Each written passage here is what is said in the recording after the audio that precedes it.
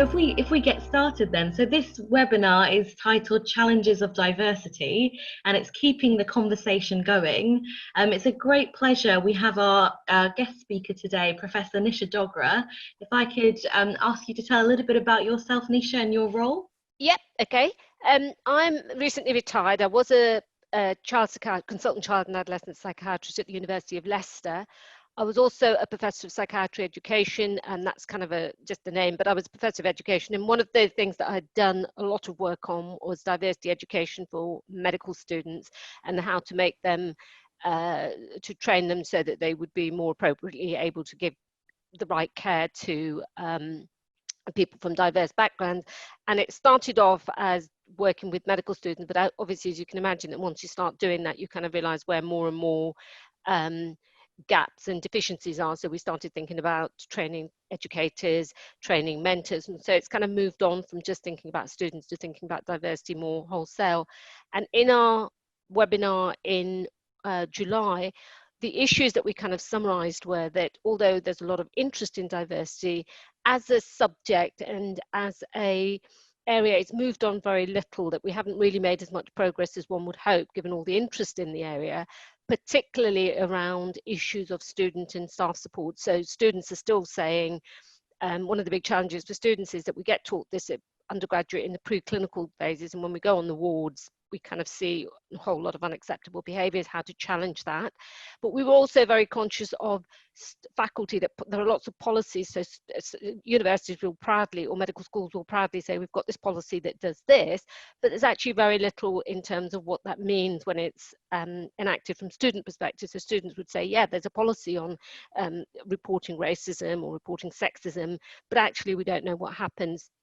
So what we thought we would do with this seminar was, rather than Riya and I talk, or I talk, what we would do is sort of think about the challenges that people have faced and how they've addressed them. Because one of the challenges is that it ends up being quite a negative conversation often because we have so little progress.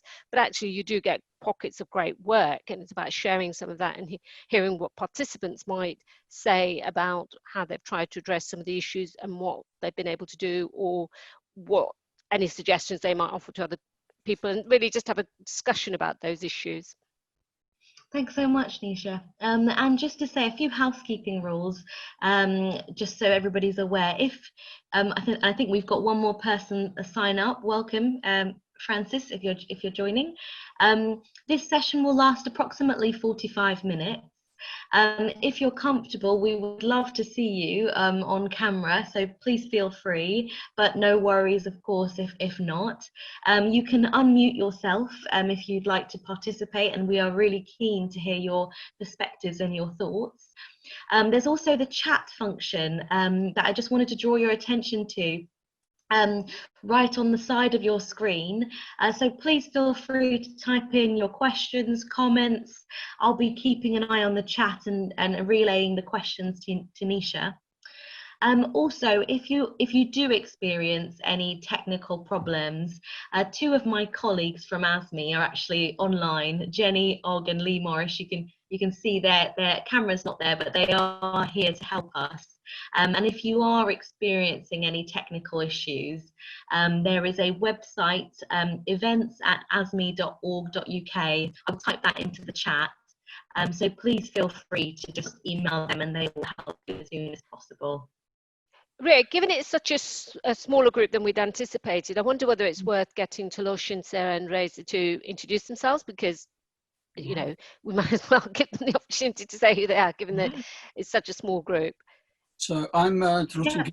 I'm one of the clinical lecturers at Medway School of Pharmacy currently. So where?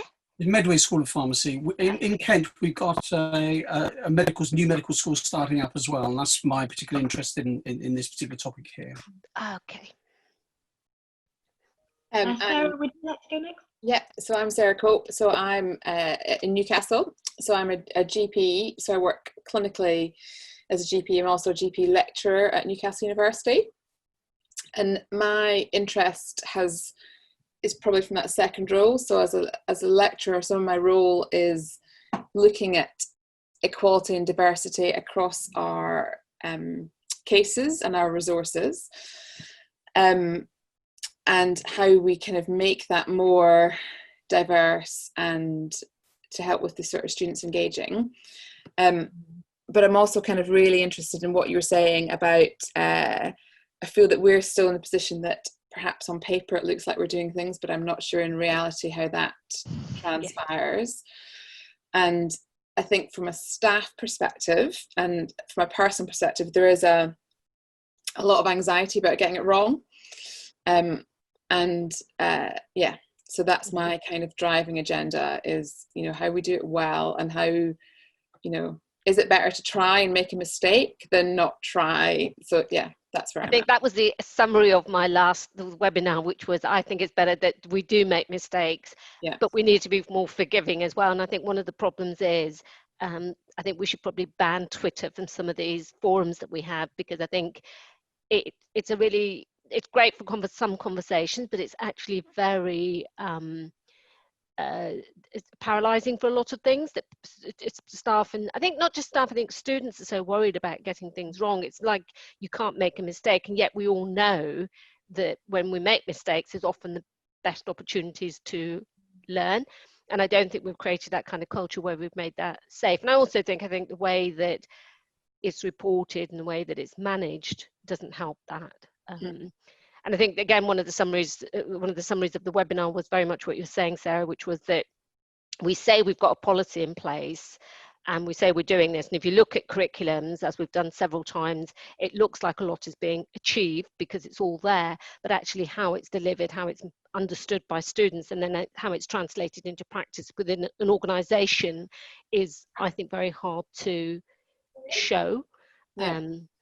And I think my concern has always been that senior faculty members are okay with that. I think the teachers at the ground level trying to deliver aren't, but faculty often are okay with that, which is one of the concerns that, you know, if it looks good on paper, I think the GMC are happy with it. I think universities are happy with it. I think the people who actually, I'm not saying that, well, probably I'm saying GMC and universities care less about it. I think they want to look good. I'm not so sure they're always committed. That maybe is a tad unfair, but that's how I perceived it. Thank you. Shall we pass it on to Reza? Would you like to introduce yourself? Yes, good morning again. Sorry for the video glitch. I'll get to it eventually. So I'm a neuroscientist by training, and until recently I used to be a director of education at Exeter University Medical School. But for the last year or so, I have diverted my attention mainly on the issues of equality, diversity, and inclusion at the university and at our college medical school. It comprises of a number of undergraduate and postgraduate programs. Some of them are professional degrees such as medical imaging and nursing and medicine. Some are science-based, but with the vantage point of the health and care and aging. So we are all very, very interested in issues of diversity inclusion. And given the current state of affairs that I'm sure everybody knows, publications in Lancet and BNJ and all the other problems with harassment and discrimination, we have started looking at very seriously at the issue of inclusion and student support in our college. And we are starting to sign up to BMA charter, BMA Medical School Charter. And one of my questions would have been what the panel thinks about this charter and whether it would really address some of the real life issues that we as staff or students in clinical placements are really facing. One last point, just before I let you go, is that I think in our media of communication, we need to be mindful of other people, particularly now that we have the technology, of those who are either have difficulty typing, for example, dyspraxic people, dyslexic people, who have hard of sight and other disabilities and divergence. So I hope that the technology would advance so that this kind of communication would really address those issues of diversity as well. Can I just address that? Because I think one of the challenges of that has been that there's also an immediate assumption that everybody has access to technology, and that when you have seminars, online away from the central university, that everybody has the space. And what they were saying was often people at the most disadvantaged end of the spectrum often don't have private access, so that actually having meetings is more difficult. And there's the other issues you raised about disability, but I think one of the things, when we've moved, there's an assumption that if you move things online, it somehow improves accessibility. And one of the big interesting things is, if you look at the evidence, there was a great hope that the internet particularly would open up access for gender, that it would reduce some of the gender disparities, particularly in the developing world. And what's interesting is it's done very little for that. So I think we always need to be very careful with the assumption that you introduce something and it's a one size fits all. So I think what you're saying is really important. Thank you. Yes, that's what I feel as well. Yeah, no, I think it is important. Well, thank you, Reza, for joining. I'm sort of officially retired. I've been very involved in medical education in the past, and I'm still in contact with my medical school, and actually endeavouring to, because I've got a role in the local hospital, I'm endeavouring actually to bring the students into the hospital more, particularly in relation to, because I'm old, actually, I'm elder as it were myself. So I'm sort of in a way peripherally involved with the older people's ward, and I'm interested in the fact that dementia, which is going to be a major part of the presentations really in the medical students, the people who are now medical students. I mean, we're talking about sort of the next 10 to 20 years, where there's an increasing frequency of dementia in the population, is that introducing these young students, so it's undergraduate students, to this kind of condition at a time when they're really very open-minded, not at the end of their clinical undergraduate years when they're very focused on exams, but more towards the beginning.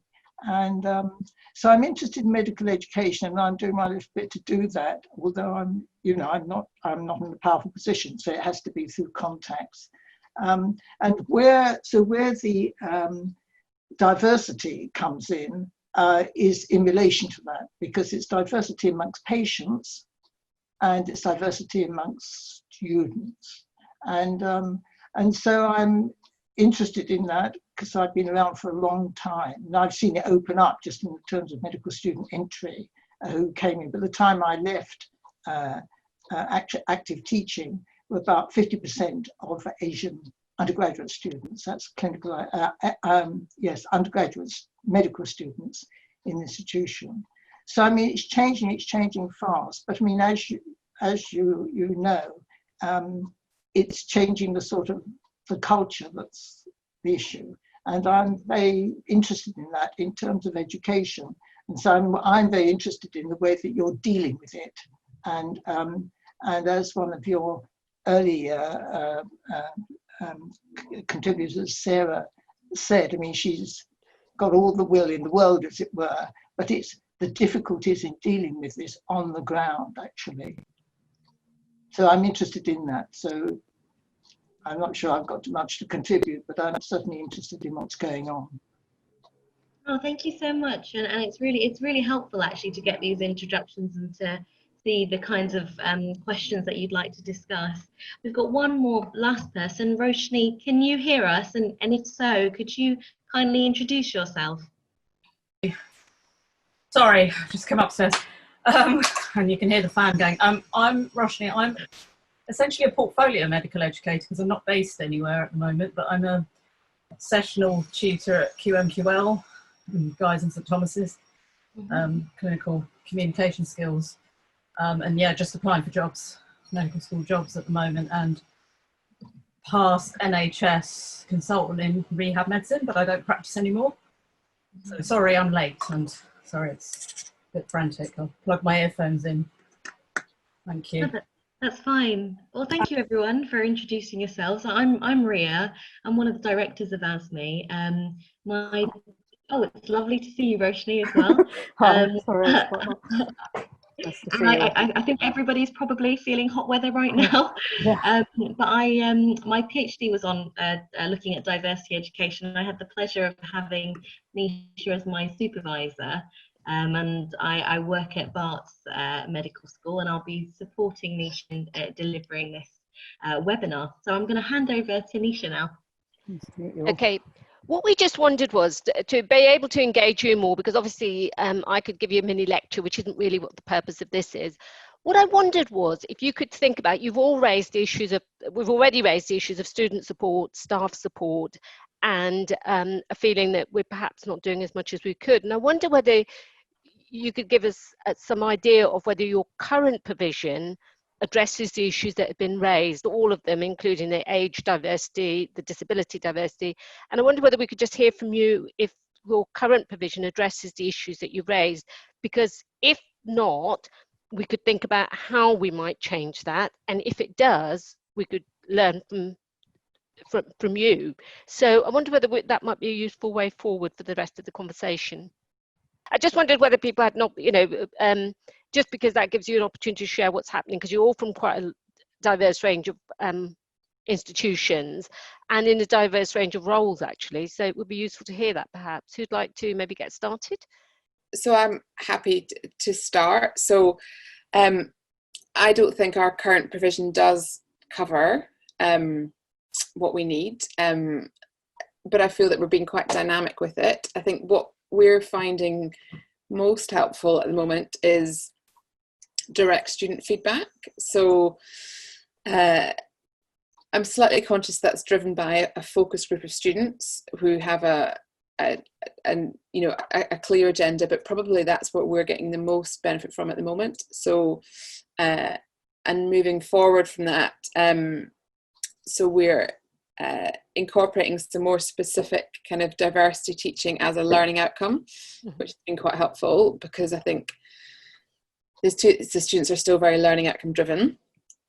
I think the thing that we aren't doing so well at Newcastle at the moment is staff provision, and I would be interested to hear if anybody has success with that at the moment. So if I give an example from my role, so we're looking at our resources and how we teach sort of through using case narratives. So we've set up an equality group and we're rewriting some of our resources, which were very for example, they were very white British background cases, and we are now trying to make them more diverse. So that's a kind of working group, but what that doesn't provide is sort of support and ongoing education for example staff like me who are white British background and perhaps don't have an insight into some of the issues. So I'd be interested to see if anybody has any thoughts on kind of staff development that's worked. Anybody else want to add to that? Can you hear me? Yeah. Yes.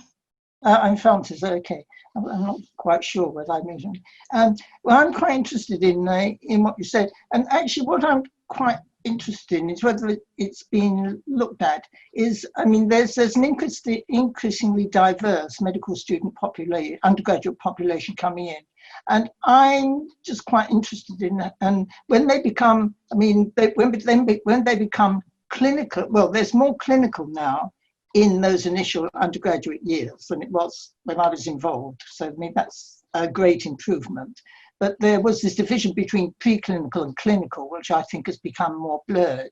But it's in that context, and there's diversity of the teachers and the students, and I'm quite interested in whether the diversity of the student population is being reflected in any way or is being thought of in any way in relation to the diversity of the patients that they're meeting, because it's a different kind of relationship of undergraduate students to patients, but actually it's a very formative relationship, and so I just wondered what was happening at that level and whether there was a conscious awareness of the teachers to that.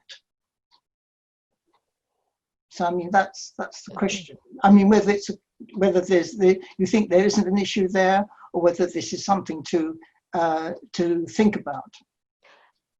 I think one of the problems is, I think Sarah made a valid point when she said that it's sometimes students-led means that you get some bias in it, because what you get is the louder students or the students with most interest, and that doesn't necessarily reflect the whole student body. I think one of the issues about diversity of students, diversity, what we know is that medical school population does not reflect general population in terms of class, ethnicity, or various other factors, and even perhaps even disability. The GMC has done quite a lot of work to look at how we can have more, not how can, but how we can, people with disabilities, how they might be more included in medical schools. But I think one of the things is, if you start looking at each factor of diversity as a separate issue, it becomes quite a messy way of doing it. And one of the things I wanted to ask people about was, I wondered how well, or how they think that the things they're doing to address diversity actually address diversity across the board, or just focus on certain aspects of it. Because I think one of the challenges is that a lot of the policy, for example, the Athena Swan Awards, which universities are very encouraged to advise, are all about gender. And then then there's the race charter for race. And one of the problems with that is it kind of categorizes things in ways that people don't exist. We don't exist as, women just in solo. We've got all these other factors as well. And the same for ethnicity, that you don't exist just as a person of color, or whatever people want to say you are, but actually you've got all those other factors. So I think one of the things is, I wondered what people felt about how we look at diversity, whether we look at it in a whole way, or whether we look at it in too compartmentalized a way to make it helpful. Hi, I might add a few points of my thoughts. I mean, I totally agree with your approach in terms of the integration of all these aspects, because really we are, as human, a complex mess of all sorts of ideas and identities and agencies and attributions and perspectives. So we constantly change our hats in different communities, different settings. One becomes a man somewhere, and suddenly an ethnic minority somewhere else, and a professor somewhere else, and all the others. But at the end of the day, I have one identity, and that identity, although it is dynamic, but it is with me and is what that I identify with. And I think looking at these crucial aspects of divergence in the society in pigeonholes is not going to be helpful. It is a question of, in my opinion, a step change in our attitudes, in our cultures, to be able to involve all sectors of the society, including white majority in this society, to take ownership of the problems that are being experienced by everyone, and not just the ethnic minorities. Because I firmly believe that the issues of the divergence and discrimination bounces back on the quality of life of the white people, the so-called white majority, as well as all the other strata. So and a sense of ownership is very important. And as a result of that, I think we need a culture change. We need a change of behavior that gradually would have to develop. I mean, now at Exeter University, we have mandatory training on equality and diversity and inclusions for a number of years. And the uptake is probably about 95%, 90%, depending on the colleges. Medical school probably ranks at the highest, possibly about 95%. I don't know the exact numbers. But we still get the issues. I think one of the things that came up in the webinar was that what happens is, although people go to training, we don't carry on the conversations in our workplaces. So, and I think it goes back to what Sarah was saying, people are so afraid often of getting it wrong that people would rather avoid the conversation and say, you know what, I might get it wrong. And I think what we haven't been able to do, and I think it probably applies to other areas that are sensitive, not just diversity. I think sexuality and sex will be another issue where people just don't raise difficult issues because they're so worried about getting it wrong or offending people that we don't have the conversations at all. And I think one of the challenges, as you say, is about how do we change the culture where we're allowed to say, let's have a conversation about this and let's make it safe so that people are able to get it wrong. And I strongly would agree with you about that it's not a conversation. And I think one of the problems with a lot of diversity conversations is that they don't take a whole view of the institution. So we have people who belong to some of those factors, you know, so, but we don't have a whole approach about it saying, well, actually, this is everybody's business, not just if you happen to have one of those factors. And so I think what it allows people to do is perhaps disengage, because it becomes, well, it's not about me. And yet we need all the stakeholders to be a part of that if we're going to really ever make change happen. So I think one of the challenges is to think about, how do we get that? How do we get people who've appear to have no interest, how do we make them understand that they have got an interest and it's in their interest as well? I think politically, I think it's a very difficult time to have that conversation because we're getting more and more polarized for different reasons. But that's it. I think that's a huge challenge, but I wonder whether people had any thoughts about how you move that forward. I had a similar situation in my university. It's a kind of a culture of compliance, not really a culture of change at the moment with all the different charter marks, and we're also striving towards the BMA charter mark. And although that's useful, it's given us a momentum, I do think it can unintentionally or sometimes intentionally become a bit of a tick box exercise, that you're just trying to achieve it. So I resonate with that. Does anybody else have any thoughts on that? Well, my thought is to get people when they're young, and before, because in a way, I mean, 18, 19 years old. Of course, I'm not. Well, I've got some grandchildren that age, but I mean,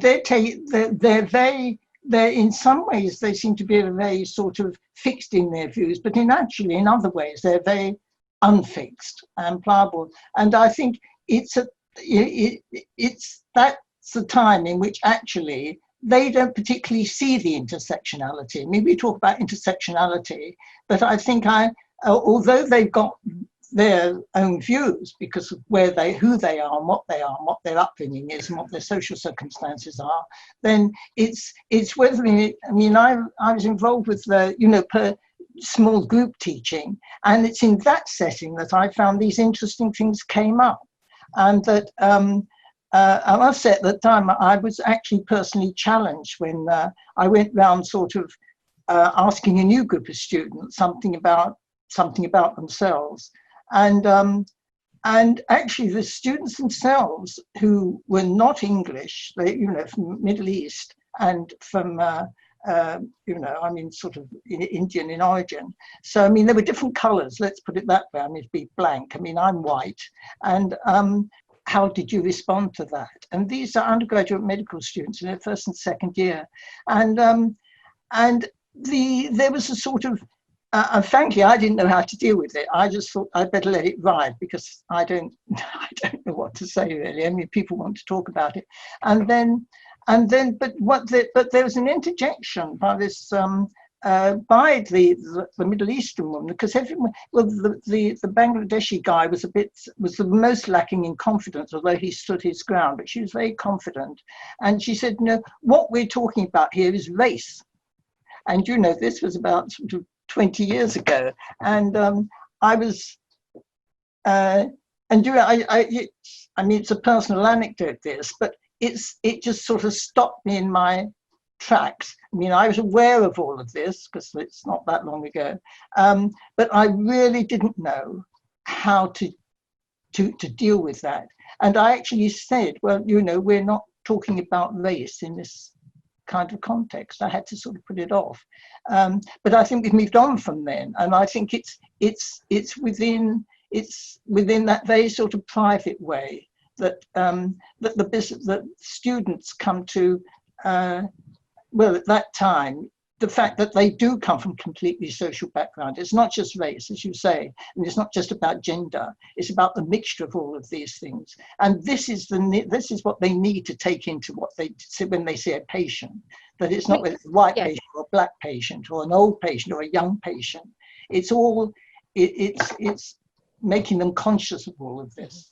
I think it's arguable to say that when somebody raises that issue, again, we talked a little bit about it in the webinar. I think one of the things is to have a discussion about it, because different people would manage insults in different ways, and I don't think there's a right way to do it. I find it very uncomfortable when somebody says you have to do this when you get addressed with this, because actually we all have different experiences of whatever. I think one of the things about that is to perhaps often throw it back to the group, because I think within the group there will be different ways of managing it and having a conversation. I think it's also useful sometimes to generalize that, to say, because I think people still get called insults. There was a lot of insults associated with disability, with religion, and I think sometimes it's about saying, how would anybody manage any of the things when people come at you with insults in that way? But I think one of the challenges about how do you do that is to make people feel that the way they're handling it works for them, but then not to feel that that's again, one size fits all. I think one of the concerns I always have is when people say, well, there's and I know policy often has a sort of flow diagram and says, this is how you do it. In real life, flow diagrams, and I think clinicians will understand this more than that, you can have all the guidelines you want, but the reality of what's reflected when you're sitting there can often be very, very different. So I wonder whether people have any thoughts about how to manage something when it feels, particularly I think one of the things I would stress is that students pick up on staff discomfort. So if staff are avoiding an issue or sidestepping it because they're not sure about it, is that a more useful response than saying, I'm not sure about this, how do we handle this, and throwing it back to the group? I wonder what people's thoughts are about that. Yeah, and that's one of the challenges that I've faced, and I think the more confident I get, the more confident I am to throw that back. So we do a lot of teaching on racism, for example, and it's interesting because I do worry about sort of implicit bias, and I've had sort of direct feedback about, I'm a white British person trying to, open this discussion. And I think the more I do, the more I get confident to be able to throw that back to students to say, well, let's try and have a conversation about this. I'd be interested in what people think though, because I still find sometimes though that the students still get a little frustrated with that though, and they are still looking for direct answers about how you deal with this. And so the racism example would be, they've all had experiences, or they will go on to have experiences in the ward that are very different to what we're discussing, and they find that frustrating, and they want me to say to them, if you're deal with this, you should do X, Y, and Z. And so it's a difficult balance, because I think they do want a black and white, they do want a clear-cut answer. Yeah, black and white is the right term for it, though, isn't it? They do want that. But yeah, and I think one of the challenges of that is to sit with their discomfort, because I think one of the things we've explored often is what are they looking for, and I think what they're looking for is certainty. And what we know is that in human relationships, certainty is the last thing you go for, but the only thing you can be certain of is that you're going to hit uncertainty. And just the getting them to understand that if you're going to be not just a doctor but a healthcare practitioner, actually anybody that's involved with people, so teaching, anything like that you're involved with, if you think it's going to be straightforward answers, because you can have done something 100 times before and you come to case 101, whether that's a student you're teaching, whether that's a patient you're seeing, they're going to present something and it might be identical in so many ways, but a little bit of it might be very different. And I think getting them to understand you have to be able to look at interactions as they exist, not in predefined ways. And so I think one of the things that we can do that we perhaps don't do because we don't know will be supported by our institutions is to model that by being able to say, I don't know about that, and being comfortable with that. But I think it takes a long time for us to feel comfortable. So expecting students to feel comfortable straight off is a real challenge. But I think the more we model that, and I can, I'm retired now, so I have less discomfort about a lot of things, but I can tell you, the more I've been honest with students about things, the more you get back that actually they find it difficult initially, but when they realize that you're not being You're not trying to, trick them into something. And when you're honest with your interactions with them, I think they give you back more honesty. So I think it's like Sarah, I think what Sarah's saying is really important about saying, let's be confident about what we do, but also where do we have support forums as staff to say, look, I tried this out, what do you think about it? Just to be able to have networks of sounding boards where you can feel comfortable in making mistakes, but knowing how you move that forward. And how do you let your colleagues know that that's okay? Because the problem you're going to have is if you've got someone like Sarah doing that, and so the groups that Sarah teaches get a lot out of it, but if your colleagues aren't doing the same thing, it's a very very different learning experience, and actually may not be, what I mean, unless we have conversations about that as well. And there was an issue about, I remember when we were doing some training in Leicester, some staff saying they didn't feel comfortable about some of the issues. We were talking about sexuality, interestingly enough, and some staff didn't feel comfortable about that.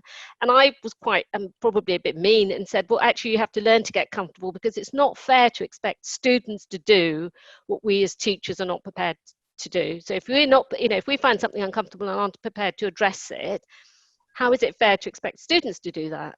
So I think one of the things about this is thinking very much about, are we as teachers being honest about the things that wind us up, the things that we find uncomfortable, and how do we model that in a way that doesn't diminish us as teachers, but acknowledges the human part of us that doesn't always get things right, that doesn't always feel okay about things? Because if we want students to be more humane and human in their interaction, then we as teachers have to model that. And I'm not sure that medical schools always do, if I'm honest. Can I jump in on something you just said there about the sort of networks of sounding boards? I don't know if anyone's got any tips. So we've started that in Newcastle, so we use like a Microsoft Teams sounding board. And if we're going to, so this is talking about like written resources. Mm-hmm. And the background to that being that, so we're changing them to make them more diverse and inclusive.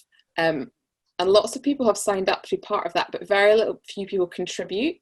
And I wondered if anyone had any thoughts about how I would encourage people to contribute, because I don't know if it's workload. I suspect it's people are nervous to put on print, and I'm not quite sure how to, I guess it's just how do you encourage people to make a mistake or get it wrong, or I don't know if anyone had any thoughts on that. The problem is you don't really want to screw up yourself on paper in a way that leaves a paper trail. Sorry, yeah. Rashni wants to say something. Rashni. That's okay, thanks. I agree with everything you said, Nisha. So, and Sarah, I was really interested in your equality group, because that was one of my thoughts. So it's really good to have. So coming back to your question about how do you get everyone else to engage, have you made it explicit that it's okay to make mistakes? That's the sort of thing we say to students.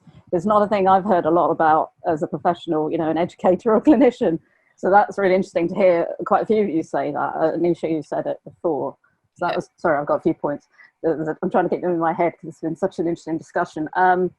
So going back, how did you draw, who are your stakeholders? How do you decide who your stakeholders are in your equality group? Do you mind if I ask, like, how did you form the equality group, for example? So it was driven by feedback from medical students. So then we set up a group, and I was quite open at the start that I was keen to be part of it, but felt uncomfortable, if I'm honest, because of my background, that was I the person to be leading an equality group. So I was quite open, and therefore was therefore asked people to contribute. What I probably haven't done, and I feel slightly hard to now that it's established and we're not getting much input, is to then go back and say, it's fine to contribute and we might get it wrong. It's difficult. I should have done that at the start to perhaps be more explicit about. Yeah. I don't know. I think you're being a bit hard on yourself. I think one of the things you can say, it's an evolving group. Yeah. So actually what it means is that sometimes at the beginning things are, sometimes it's not until you get the process going that you know what needs to happen. So I'd just say, I've been here having conversations and I wondered if we needed to do this. I think it's really important. The fact that you're doing this is more than a lot of other people are doing. Mm. So don't knock yourself back for, not getting it perfectly right. Who does? Yeah. Sorry, Toloshan wanted to say something. Yeah, I really like the way the conversation is going, and I like I understand the context of academia and that we're talking about. My previous background is working in industry and elsewhere. There, mistakes, every day you make mistakes, you make improvements and going forward. We come to university, we tell the students, hey, you can make mistakes, and then we punish them by failing them in exams. And yet we were talking about actually it's okay to make mistakes. So we're stuck between this a rock and a hard place. So we want to make mistakes because we know this is uncharted territory. We have to kind of make mistakes, and it's very, when you're talking about race and sexuality and all those, this kind of holy ground, you're kind of breaking ground that is the contextually different for different people. Its meaning is going to be different for different people. The challenge that we're talking about here is at the operational level, what you do. Taking the conversation back, we know that we got policies, and certainly my university's got policies. The top team absolutely get it. They know they get it, and they're doing everything they can. It's translating that into the cold face where that takes place. So it's almost like it's nothing to do with it's races and sexuality and everything else is used as a kind of a context, but it's more to do with power. And I don't really know how to kind of decipher or tease out that power differential, because power differential exists between students and lecturers and everything else, and power differential between the top team and the middle team and the lower team. So how do you then, it's about sharing of power, and that's really what it is, to get that conversation going up to the front. Sarah raised a very, very important point. You feel like an imposter. You're thinking, oh my God, why am I having this conversation? Racism isn't going to be moved forward with just brown and black people. It needs the vast majority of individuals, courageous individuals, to stand up and say, hey, this is the right thing to do. So, and I think that's interesting, because when we talk about gender issues, we often talk about, one of the challenges has been that actually, do you achieve more change when you have men involved in that conversation as well? Because actually it's all very well saying we as women decide this, but if we haven't talked to a significant part of the other stakeholders, I wonder whether the way to have the conversations around is to think about stakeholders and understanding that within that you've engaged a lot of the stakeholders in that process, and how you do that, I think, is a challenge. Because I think one of the things that I've phrased it slightly differently, I don't necessarily talk about it in power terms, but I talk about having a culture of where you can have discussions. And I think one of the problems is we still don't have the most important conversations in very transparent ways. We have, we have lots of processes, but don't actually check that those processes do the job that they're supposed to do. Interesting. Roshni, you wanted to say, you muted. Yeah, me again. Thanks. No, that's what I was going to say. Sorry, I didn't mean it to come across as, I was really interested in Sarah's initiative and the equality group, and I think that's amazing, because I haven't heard of, well, I'm not at a university at the moment, but it does sound like really sort of groundbreaking work. So credit to you and your team. But I was wondering and thinking about, my best friend's in HR, so she was talking to me about diversity, inclusion, and judgment is a new terminology. How about looking at other industries? I presume you've done that. Sorry, I missed webinar 1, but what about how much involvement in other industries, in training, bringing other people, external trainers in? Does it all have to be in-house? What about looking at other, what am I trying to say? Looking at other industries and other professions and, what they do. Well, technically you would, not the Metropolitan Police, the police force have apparently done more than any other organisation. So what I'll say to you is, just because somebody's doing it doesn't mean it brings any change at the ground face level at all. No. The Metropolitan Police probably spend quite a lot on diversity training, and I think most black people rather than coloured people in London would say, yeah, probably not the most successful training. I think one of the things, again, is there's very little follow-up on that. I think one of the things we don't look at is the wider context of what's going on. And it's all very well to send people on training, but if the training doesn't make them challenge themselves and just says, and I think somebody raised earlier, I think Reza said something about we need to look at behavioural change, and we do. We also need to look at what drives people to behave in the ways that they do. So I think people really need to understand who they are when they're dealing with other people, because that's what drives you, and power comes into that. If you don't understand that you have power, you're not going to understand how you enact that power. And it's not, you know, and that power might come through your position, your status, your job, your all of those things. We don't spend enough time understanding who we are and how what we've experienced drives how we necessarily treat other people. And I think unless we start having those difficult conversations, and I would ask you to, Lushan, you know, you're saying lots of people in your senior organization, I would ask you to say, I'd challenge people to say, how many of your senior people have actually acknowledged that they have a huge amount of power? And we talk about giving up power. I think it's not about giving up power. I think it's about sharing power. Yes, I agree. Yeah, and I think I think one of the things we don't have enough time to think about sometimes is how we frame the conversation so that we're inclusive. Because one of the challenges I have is when people say, well, and I think Sarah raised this point, when we start excluding people from the conversation, are we not doing the very thing that diversity is not meant to do, which is say, actually, all of the voices matter, and sometimes some will matter more than others because of context.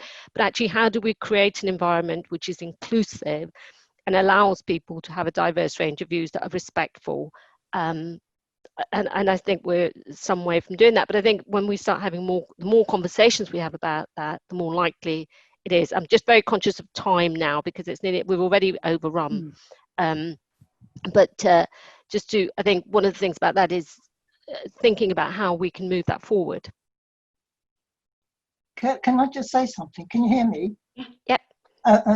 Well, I'm going to say that it sounds very critical, and I don't mean to be that way, but actually with Sarah's group, I mean, I think what can happen is that one tends to be in an echo chamber, that, you know, you get people together who are interested in this particular issue, and then you talk about it and you sort of, you're feeling your way together. But how does, it is to do with power, and it's a trickling down. And, you know, I think actually, as members of staff, you have a phenomenal influence over the students, certainly if you're doing sort of small group work. And so I won't end it, but going back to your own particular group, to what extent can you see that developing? I mean, where's the trickle down? I mean, you've got some power, but how can you then sort of make that trickle down in some way? Is it because the individuals in your group have got personal tutor groups that they can sort of interact with and then feed back to you? I mean, how is it happening?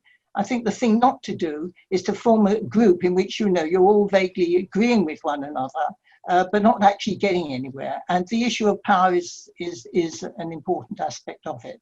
And teachers have power merely because, you know, they're seen as people with power who decide whether you're going to pass an exam or that kind of stuff.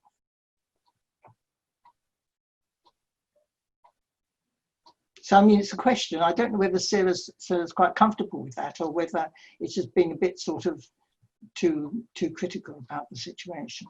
No, I completely understand what you mean. I think the aim of what we're doing is to change written resources, and hopefully by that we have sort of more diversity discussions from the start. So from the start of year one, that it becomes an ongoing discussion rather than a standalone sort of teaching. So the output of our group is to change written resources.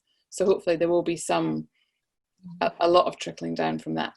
But I think there's probably lots of different ways we can do that. Are the students involved in that? The students have had feedback into that.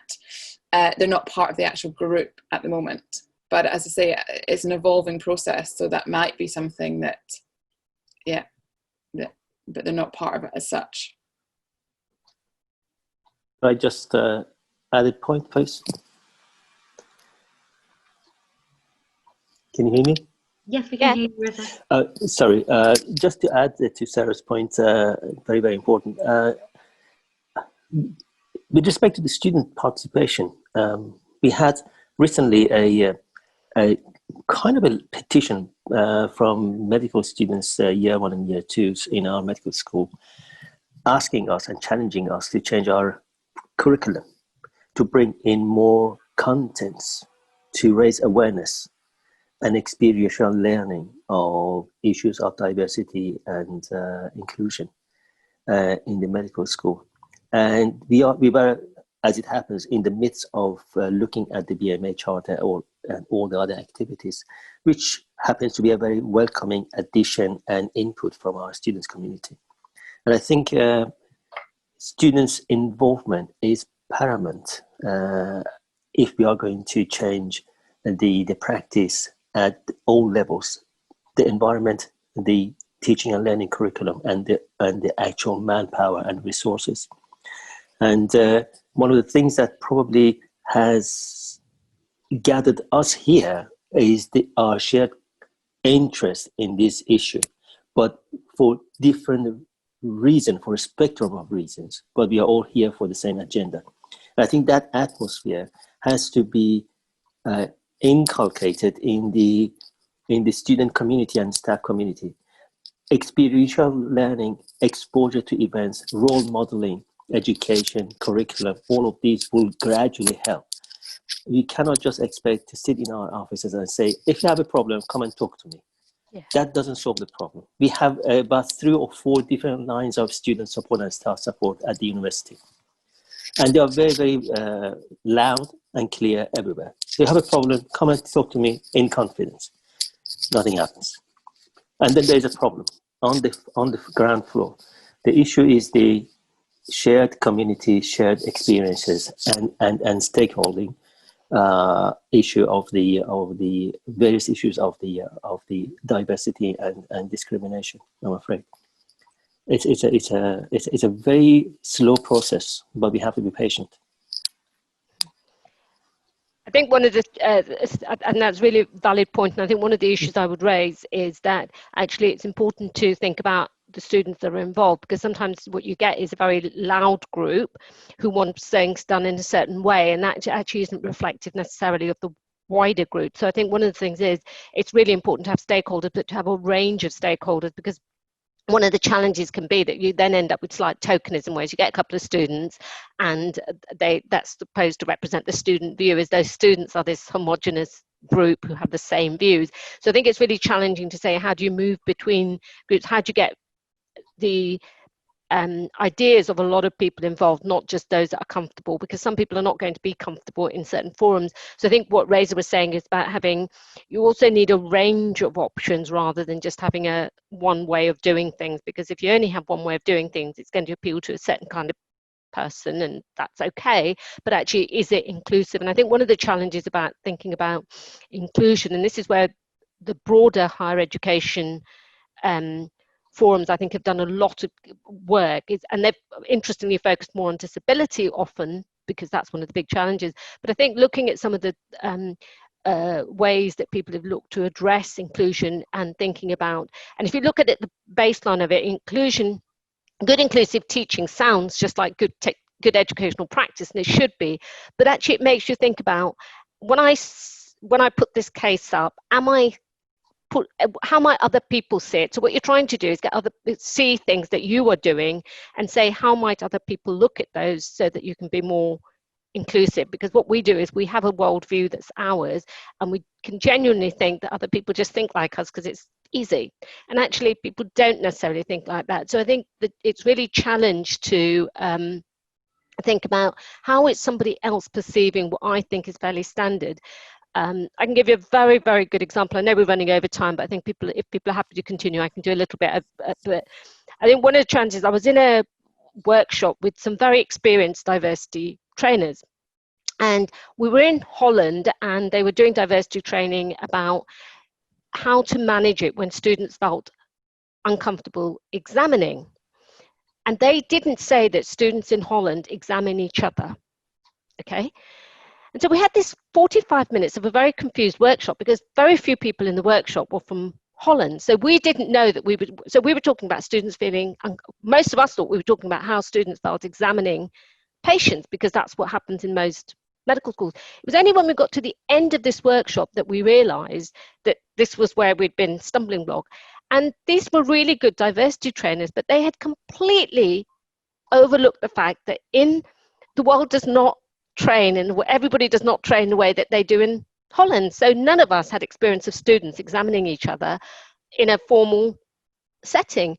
So even when you're very, very good at stuff like this, you can still get it hugely wrong, because what you do is you see the world through your lens and you forget that other people have a different way of doing things. So I think one of the things is, when you're thinking about a curriculum, when you're thinking about processes, is to think, this feels comfortable to me because this is, you know, this is something I'm familiar with. How might it feel to somebody who doesn't understand it like this? And one of the challenges, I think, is about when we talk about diversifying the curriculum, you've also got to be careful that it's not tokenism. So I did a lot of work with the Royal College of Psychiatrists looking at our exams, and we'd often just stick in black. And you say, well, does the black actually have relevance here? Do we even need that?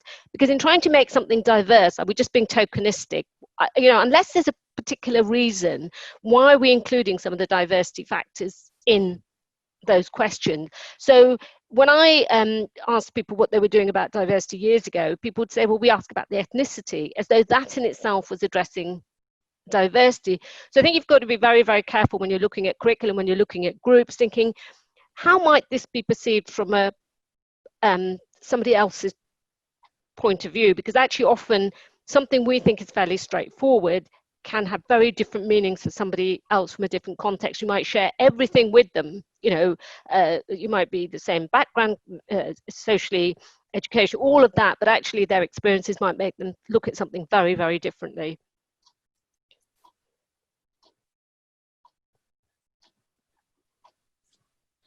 Were there any other questions that people had that they wanted to ask or discuss? I think it's a great discussion that we've got going on. Well, I'd like to ask you what you think of it. Was that referring to me? Well, I can speak from my experiences in our university. We have a similar, it sounds like a similar group to Sarah, actually. We have a student staff diversity and inclusion committee. And one of the things that we do find is that's really difficult and challenging is, one, how do you keep the conversation going in a way that people feel safe and comfortable? Also, how do you invite people? And it touches upon what you were saying, Sarah, that might feel that they're an imposter or they're not as socially accepted, you could say, in the group. And actually those are the individuals we want to engage, because I don't know if other people have found it, but often people that are interested in diversity issues tend to be those from underrepresented backgrounds or those who have a personal interest in it. And I think what you find is you get this cycle of underrepresented people trying to push up underrepresented people, and it's like this cycle of disadvantage, and so that's something that, you know, that's been a real struggle. And I think touching upon Nisha's point just there around tokenism, I think there's a from my experiences in our university, there's a good intention, I think, in trying to get diversity issues out there, but then how do you do it in a way that doesn't perpetuate the stereotypes?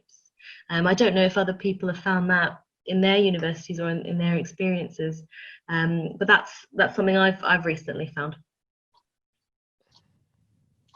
Yeah, thanks very much. We found that too, and that's another thing I worry about, is that that you fall into stereotypes by making assumptions, and then that's worse than doing nothing at all sometimes, I think. So yeah, no, that's another thing that that definitely rings true with us too. I think that's why it's really helpful to think about the frameworks that you use for your conversations.